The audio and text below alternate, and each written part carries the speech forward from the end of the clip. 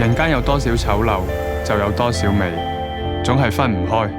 理還亂，呢個唔係科學，亦唔係數學，係審美，係一番戲劇嘅滋味，在心頭。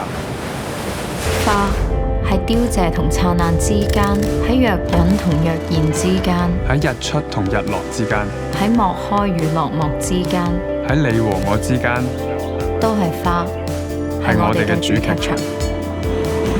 風係冰山一角，係以小見大，係讀出心裁，係峰迴路轉，係一馬當先，係捨我其誰。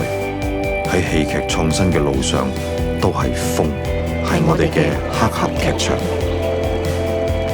夕係眾聲喧嘩之中，彷彿大隱隱於市，就好似老子所講：大音若無聲，大象若無形。